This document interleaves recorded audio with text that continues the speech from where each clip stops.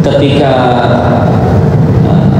ada orang yang istilahnya tahadus binikmah yang dibesarkan Allah, ini mah Allahnya yang bagi, Allahnya yang bunda, saya nggak bisa apa-apa.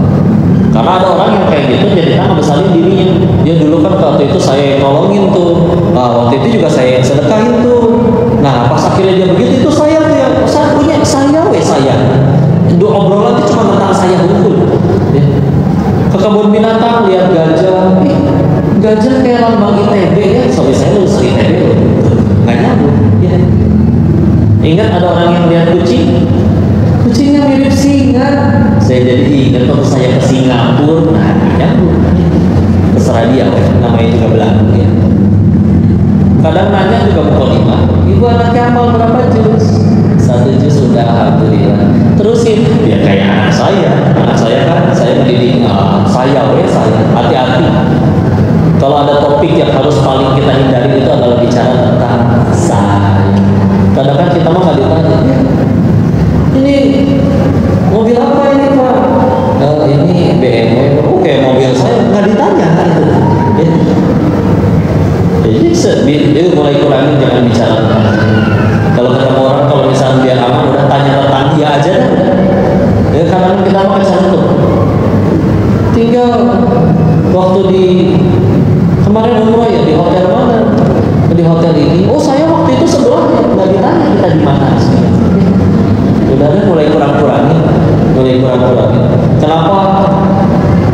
Bisa tergelincir karena obrolan tentang saya itu obrolan yang paling sering dimasukin bumbu-bumbu. Coba ketemu tetangga di warung, nyari mana? Malu bilang ke warung karena emang ini lagi waktunya sholat. Jadi jawabnya biasa, sholat satu dunia tahu itu kebiasaan kita. Biasa tuh kemana? Dari masjid ya, apa? Pengen jawab enggak, malu. Jadi akhirnya mau nggak mau bohong. Iya. Oh gitu, dari masjid. Siapa tadi yang imamnya? Mana bohong? Mau nggak mau baru bohong lagi. Oh misalkan Ustaz Burhan. Kalau ditembak lagi belum. Ustaz Burhan bukannya lagi umroh. Jadi kudu bohong deh. Udah pulang. Jadi bohong itu hanya bisa ditutup dengan kebohongan lagi. Jadi hati-hati ya. Dia mulai kurang-kurang. Dan tadi sini diingetin, memang asalnya kalaupun akhirnya harus cerita, ya ceritakan ini dari Allah, bukan dari saya ya. Jadi supaya enggak, karena kenapa tadi bisa nanti pengaruh ke hatinya, jadi kayak kita menuhankan ikhtiar kita, menunjukkan cuma pengen nunjukin kehebatan kita aja. Jadi ke Allahnya nanti nggak benar-benar gitu, nggak sungguh-sungguh ya. Jadi yuk, ini tidak layak. Mudah-mudahan kita akhirnya bisa melewati tingkatan dia ini, udah nggak berjuang lagi melawan hawa nafsu tuh. Bismillah udah ringan, ke majelis saling ringan, nggak terpaksa. Sholat itu udah nggak terpaksa. Bahkan kalau udah azan badannya nggak gerak, nggak ambil wudhu itu udah nggak enak badannya. Jadi udah segera langsung pengen gerak. Terus cerita kadang baru suatu amalan baru dia lakuin sekali, langsung cerita bener luar biasa ya. Entar dulu, itu bisa jadi padahal kebaikan yang kita terima bisa jadi doa dari orang-orang yang doain kita, mungkin doa orang tua kita, bukan dari amalan kita. Kata siapa misalnya, kan kita kadang-kadang kalau dibicarakan terkait suatu kenikmatan, kadang kita ajak ya, yuk kenikmatan yang kita terima ini jujur, yakin gitu itu dari sholat kita mungkin. Kalau dari sholat kita, emang sholat kita yang mana? Kalau mau jujur, sering lupa rakaat. Yang rakaat ketiga sujudnya lama banget. Padahal lagi mikir, ini habis ini tasyahud apa berdiri? Kalau jadi salah satu manusia yang kan ada hadis diriwayatkan Imam Tirmizi kayak begini, orang yang paling dekat denganku duduknya nanti di surganya Allah adalah yang paling baik akhlaknya. Salah satunya yang paling baik akhlak. Nah, dan disebutkan orang yang paling jauh duduknya denganku nanti, Nabi nyebutin 3. 1 as-sarsarun, yang kedua musyaddaqun, yang ketiga mufaihikun. Siapa yang pertama? As-sarsarun itu adalah orang yang banyak bicara.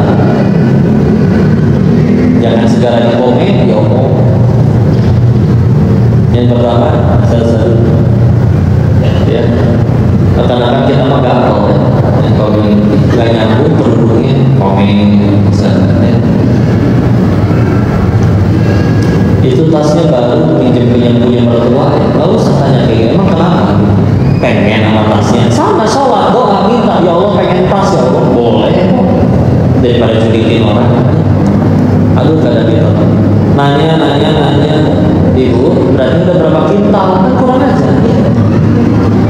Emang dikira mana mungkin manusia yang kintal ya? Ya. Jadi udah, ya. Bayangin tadi ya, satu yang banyak bicara, dua tadi orang yang bicaranya itu berlebihan. Sebagian menyebutkan maksudnya berlebihan itu kan punten ya, ada orang yang sampai ngomong tuh sampai bibirnya tuh keriting gitu ya. Ya, pokoknya bibirnya bisa sampai gitu, orang datang juga bisa ditunjuk pakai bibir. Aduh ya. Coba perhatiin, kita bisa kan ngobrol kayak gini aja. Oh, ada yang nyampe sebut, nyampe, wah bibirnya ya Allah, mambo lah. Ya. Ada yang menyebutkan seperti itu, ada yang maksudnya dalam perkataan yang berlebihan, ya. Hiperbola, bangun tidur badan teh remuk, bohong satu. Karena coba badan remuk bisa bangun, enggak, berarti bohong satu. Ya. Keluar kamar nanya ke yang kerja, "Bi, ada makanan apa?" "Nasi kuning Bu yang di depan." Pucat kuningnya gitu. Maki-maki kerjaan ya. Padahal pelan-pelan dicemilin habis juga tuh nasi, kurang ajar ya. Berangkat kerja baru nyampe depan, kayaknya macet banget sini Bogor, nggak ada tahu di luar negeri kayak begini, padahal belum pernah luar negeri juga ya. Yang penting ngambek dulu aja ya.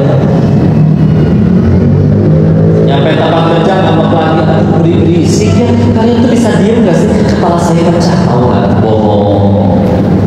Coba kepala pecah betulan, nggak bisa bangun ya. Darah di mana-mana ya, harus diimpel, berlebihan ya. Yang ketiga, mufaihikun itu orang-orang yang sombong ya. Kok ciri sombong itu apa? Pakaian dan bajunya selalu bagus ya. Kata Nabi juga pernah ditanya kayak gitu, bukan? Kata Nabi ciri orang sombong itu batarul haq wa ghamdun nas, menolak kebenaran dan merendahkan orang lain. Jadi orang sombong itu kebenaran adalah dirinya. Makanya biasanya nggak suka dinasehatin, nggak suka ke pengajian. Kenapa? Karena nuraninya nyadar nih, ini yang diomongin yaitu tentang Allah, ini yang diomongin lebih benar nih dari diri saya. Karena dia nggak terima, jadi nggak suka. Dan karena tidak mungkin satu dunia meninggikan dia, mau nggak mau dia harus merendahkan orang lain. Jadi nggak suka tiap ada orang sukses, Allah paling nyogok. Tiap ada orang sukses, Allah paling dia ini genit ke bosnya ani-ani, gitu aja. Jadi nggak suka. Kesombongan itu salah satu bentuk kesombongan. Meskipun pakaiannya tidak bagus, bukan yang mahal, tapi tetap bisa jadi orang sombong. Jadi itu dia. Ketika dia menolak kebenaran dan juga merendahkan orang lain, ya. Seperti itu ya. Lanjut. Di bawahnya dijelaskan rahasia yang diberikan oleh Tuhan kepada seorang salih harus disimpan baik-baik, jangan diobral-obral kepada sesama manusia kecuali kepada yang dapat memimpinnya, yang ngasih tahu.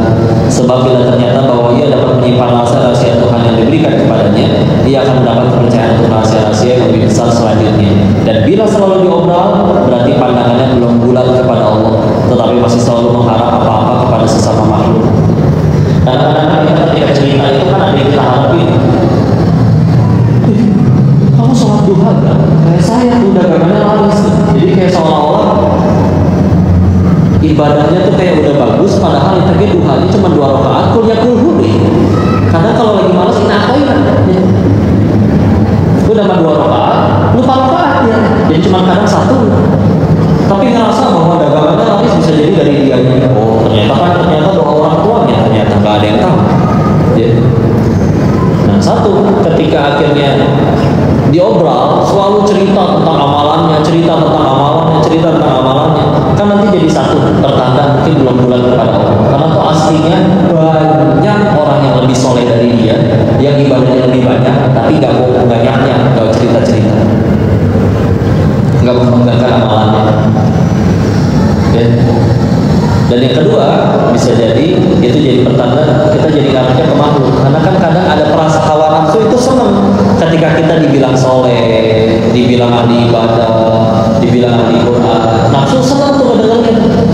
Jadi kadang untuk tiba-tiba, kan nggak mungkin orang tiba-tiba langsung muji, maka harus dia bikin gimana caranya biar ada arah topik akhirnya jadi muji dia. Ya kadang gitu kan, jadi lihat kucing jadi Singapura ya, ya gitu ya. Seperti itu ya, supaya kita lanjut nomor 203, silakan. Jangan mengulurkan tangan untuk menerima pemberian makhluk kecuali bila merasa bahwa yang memberi itu sebenarnya Muhammad. Maka bila kau merasa demikian, maka terimalah dari mereka yang sesuai dengan ilmu pengetahuan.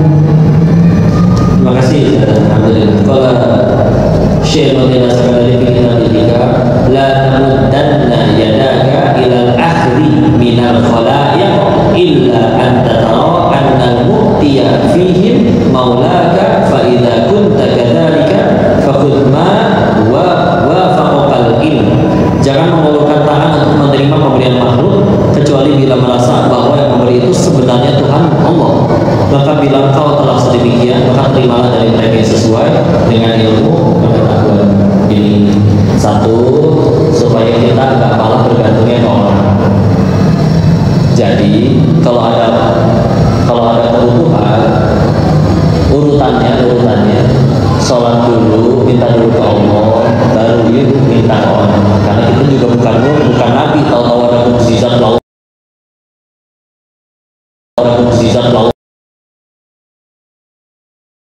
orang yang ngasih kerjaan, ada orang yang nolong, ya. Maka untuk orang kesana jangan kembali. Dan kita kadang kalau mau jujur ada masalah, telepon dulu, WA. Begitu A sampai Z di chat satu-satu kali bisa bantu, baru ambil wudhu, sujud, nangis, kan kembali. Jadi beliau ingat ini, jangan kita memberi tangan buat menerima pemberian makhluk kecuali kita merasa bahwa yang memberi itu Allah. Dan ketika akhirnya dapat sesuatu yang jadi jalan keluar, jangan hanya cuma terima kasih ke dia, ingat ke Allah, oleh Allah yang jadi jalan keluar. Jadi beliau dulu ingat ini, setiap kali kita dapat sesuatu yang memang dari orang, kan tidak mungkin tiba-tiba Allah nurunin duit dari langit buat kita. Kita bukan nabi yang dapat mukjizat kayak begitu. Kan lewat orang juga kan. Maka beliau ingetin, sebelum kita akhirnya terima itu, ingat dulu ini itu dari Allah. Jadi ayo bersyukur. Ya. Minta kerjaan, udah doa. Begitu akhirnya ada yang dapat WA selamat, kalau Anda diterima, besok mulai masuk kerja ya Allah dulu. Saya dulu itu dari Allah ya. Kalau engkau tidak mengizinkan hamba kerja, ya Allah bisa dibikin ada pengganti yang kualitas lebih baik, dia yang terima, saya nggak terima. Tapi kalau Allah sudah mengizinkan, ya Allah mudah bagimu ya Allah.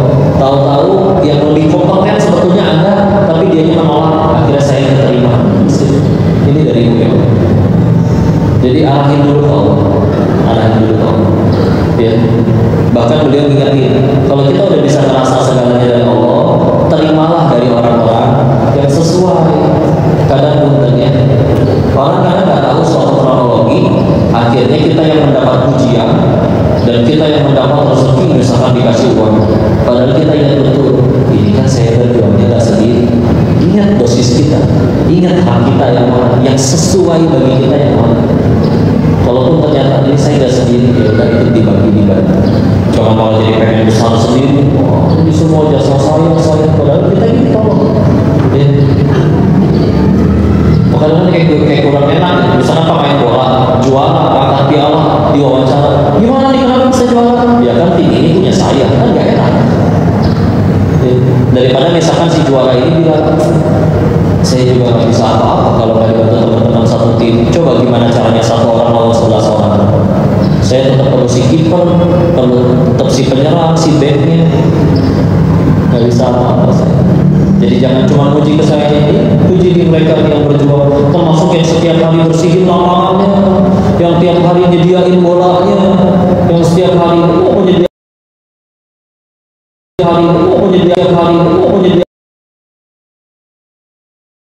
Jadi yuk jangan mengulurkan tangan untuk menerima pemberian dari makhluk kecuali kita merasa bahwa yang memberi itu semuanya Allah. Kita sadari dulu dan aslinya semuanya dari Allah, supaya akhirnya setiap kejadian itu syukurnya nambah.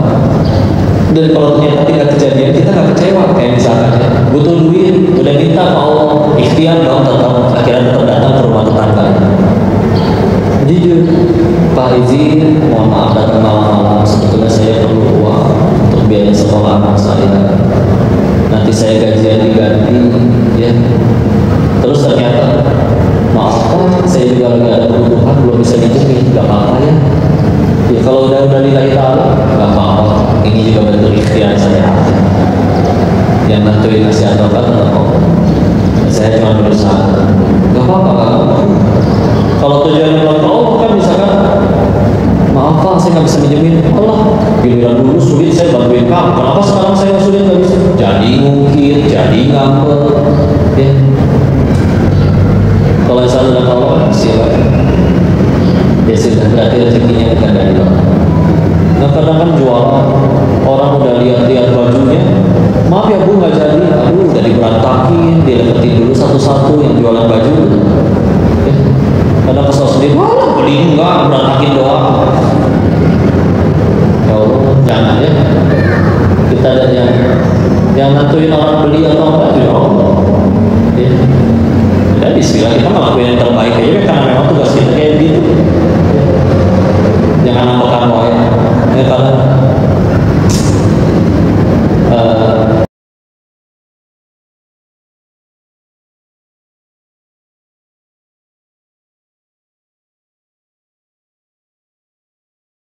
tapi kalau saya suka bilang karena ngingetin ya punten ya, dari sana kan orangnya nggak pada Islamnya. Jadi kalau kita udah nanya-nanya megang barang nggak beli, ngambek mereka, mencak-mencak. Orang Indonesia bilang nggak apa-apa kan saya nggak ngerti bahasa Cina. Ya iya juga sih. Jadi nggak ngerti pada dirinya lagi diomelin dia. Ya juga ya udah. Ada yang gitu ya. Nah betul di sana ibu kalau misalnya nanti ada izin ada jodohnya berangkat belanja ke sana ke Chungkok, ke Guangzhou atau ke Shenzhen. Dulu dari dulu saya suka dibilangin kayak gini sebelum akhirnya ke sana lihat. Terus dikasih tahu pokoknya kalau lu nggak mau beli nggak usah nanya-nanya. Jadi lu baru nanya nawar yang benar-benar pasti pengen lu beli dan kita makan kadang lewat iseng berapaan nih? Padahal cuma nanya doang, ngecek harga doang segini. Oh iya lewat ngomel ya. Megang jangan megang kalau mau beli. Ya tadi untung kita nggak ngerti Mandarin ya. Gitu ya. Ya entah gimana ya saya ngerasanya ya orang Indonesia salah satu kenapa orang Indonesia lebih ramah. Saya khususnya kan kita punya sentuhan Islam. Kita belajar agama gitu. Ya di sana kan enggak. Ya mereka baru ramahnya sama yang borong, yang beli banyak. Kalau enggak, megang-megang, nanya-nanya, nggak dibeli. Kesel, apalagi udah berantakin. Atau udah berantakin, dikira belinya berapa? 5 lusin, belinya 1. Enggak, jangan sampai kayak gitu ya. Seperti itu. Jadi benar-benar yakin dulu bahwa menjadikan, memberi rezeki, menghidupkan, mematikan itu semua hak kekuasaan Allah semata-mata. Sehingga kalau ada pemberian itu ya perantara Allah aja, datangnya dari mana aja. Dan gak boleh lupa bahwa aslinya dari Allah. Hamba yang akhirnya nganterin gaji itu, bayar gaji kita, bayar upah kita, itu cuma perantara aja dari Allah. Jadi pokoknya harus nyambung ke Allah ini. Pokoknya diingatkan dari Khalid Al-Juhani rahimahullah berkata di halaman 109-nya, Rasulullah SAW bersabda, siapa yang kedatangan hadiah atau sedekah dari temannya tanpa minta-minta dan mengharap dalam rezekinya, maka hendaknya diterima. Sebab yang demikian itu sebagai rezeki yang diantar oleh Allah kepada dia. Jadi satu memang kita jangan harap-harap, jangan minta-minta ya. Dulu Abu Bakar As-Siddiq radhiyallahu anhu waktu diangkat jadi khalifah, jadi pemimpin setelah Nabi, kalau zaman sekarang berarti jadi presiden ya. Beliau izin kepada sahabat, bolehkah saya sambil dagang jualan? Karena gimana punya anak cucu? Dia kata sahabat yang lain, gimana ceritanya jadi pemimpin negara sambil dagang di pasar, udah diputuskan aja nanti dapat gaji. Nah, gajinya Abu Bakar As-Siddiq itu untuk mimpin Islam waktu itu gajinya sehari setengah ekor kambing. Jadi per 2 hari dapat 1 kambing. Ya cuman ya inilah beliau ya, setelah 2 tahun memimpin terus wafat, terus beliau bilang ke ahli warisnya untuk hitung berapa jumlah kambing yang ia terima dari negara, tolong sedekahkan sejumlah itu lagi kepada negara. Jadi beliau memimpin negara itu gratis 2 tahun. Coba ya. Tapi lihat imannya berarti apa kok? Beliau gak minta, tahu-tahu dikasih, kalau kayak gitu silakan diterima. Ya, juga bukan berarti karena pernah ada kejadian kayak begini. Ini mah cerita anak-anak ya. Ada orang terdampar di pulau, doa ke Tuhannya, ya Allah saya pengen ada yang nyelamatin, selamatkan saya. Datang kapal, ayo pulang nggak? Enggak Pak, saya udah berdoa ke Tuhan saya. Lewat, udah gitu datang lagi kapal yang lain, ayo mau pulang nggak? Kamu terdampar ya? Enggak, saya sudah berdoa ke Tuhan saya. Nungguin sambil doa, ya Allah selamatkan saya. Terus mati. Pas mati dia nanya ke Tuhan, ya Allah aku udah berdoa, kenapa Engkau tidak selamatkan aku? Aku udah utus 2 kapal buat nolong kamu ya. Kamu yang nggak mau ya. Ya ini mah dagelannya anak-anak, bercandaan anak-anak. Ya. Jadi sebetulnya kalau kita nggak minta ya. Yang repot itu kalau minta nentuin matok. Kamu kalau pengen ditolong saya berarti harus begini. Atau kalau zaman sekarang ya. Kalau pengen ini ceramah saya di situ bukan tarif, aduh itu ya ampun lah, jangan naudzubillah. Saya sih gak berani. Kalau orang mungkin mereka lebih mulia ya. Jadi beberapa rekan-rekan peserta katanya ada yang sampai begitulah ya. Tapi kalau si Koko mah banyak dosa, nggak apa-apa. Gratis semua ya. Jadi silakan selagi kita nggak meminta-minta, silakan. Tahu-tahu dapat rezeki ya. Selanjutnya Ibrahim Al-Khawas berkata, seorang sufi tidak harus memilih jalan tidak berusaha terkecuali jika memang sudah cukup keadaannya. Ya, ini memang ada orang-orang yang disebut orang-orang sufi ya. Yang orang-orang sufi ini disebutkan bahkan oleh beliau juga nggak harus memilih, nggak berusaha sama sekali tiap hari nahan lapar, tapi silakan terus berusaha. Kalau pengen sampai nggak ada usaha lagi, kecuali memang sudah cukup keadaan. Ya, banyak kan orang kayak pengen berangkat haji atau dulu berangkat berjihad di fisabilillah di jalan Allah. Ketika datang ke Rasul, ya Allah saya pengen ikut berperang, kan ditanya, bahkan ada riwayat yang menjelaskan ditanya dulu satu, kamu punya kuda sama ininya enggak? Kalau bahkan juga sampai ditanya, kamu udah ninggalin untuk anak istrimu enggak? Jangan mentang-mentang atas nama jihad, jadi supaya ada dalih untuk supaya dia nggak usah nyari nafkah, anak istrinya dibiarin terlantar kelaparan. Jadi bahkan itu termasuk salah satu yang disyaratkan ketika pengen wafat ya Allah, ya itu orang-orang yang kamu tinggalin sudah kamu beri bekal dulu. Kamu beri bekal. Karena istri sendirian, dia harus urus anak, nggak bisa sambil kerja kayak kamu bapaknya. Ya. Sehingga akhirnya nggak bisa terus. Yang penting saya perginya gimana apa segala macam. Mesti juga dipenuhi. Karena kita memenuhi kebutuhan mereka juga ibadah jadinya. Makanya kan suami berangkat pergi kerja untuk mencari nafkah jihad fisabilillah juga ya. Sehingga terhitung kalau misalkan ternyata niat lillahi ta'ala pengen nyari kasih makan atau anak istrinya pengen bagian mereka memenuhi kebutuhan mereka, tengah jalan menuju tempat kerjanya mohon maaf wafat syahid insyaallah. Betul terhitung. Ya.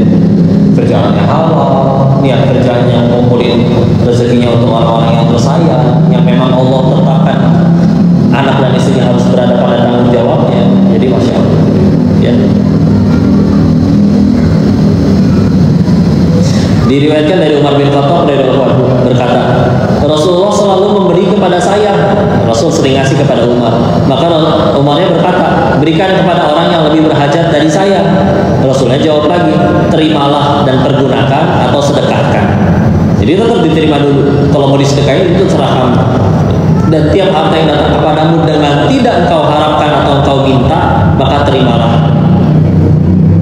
Dan yang tidak, jangan engkau angan-angan harapkan. Ya, jadi ya silakan. Yang penting nggak minta. Makanya kalau misalkan ya, guru, saya nanya juga ya ke guru, kita udah bilang misalkan kau undang berapa gratis, tahu-tahu dia tetap kasih. Ya, ini gimana? Ini boleh diterima nggak? Selagi kita nggak minta silakan. Ya seperti itu. Yang meminta itu yang Allah dia tidak boleh. Seperti itu ya. Selanjutnya ditutup di halaman 150 kiri atasnya, Rasulullah SAW bersabda, siapa yang menolak rezeki yang diberi oleh Allah tanpa minta-minta, maka sesungguhnya ia telah menolak pemberian Allah. Tuh, malah ditegaskan ya. Kita udah nggak minta-minta, nggak ngarep, tahu-tahu ada aja yang ngasih hadiah, ya. Terus kita tolak, maka kata Nabi, itu sesungguhnya dia telah menolak pemberian Allah. Jadi ya silakan. Apalagi memang Nabi juga nyuruh sebetulnya saling memberi hadiah. Karena dengan saling memberi hadiah akan membuat kalian saling menyayangi. Jadi orang sibuknya ngasih, tahu-tahu dapat, udahlah itu ada dari Allah. Ya.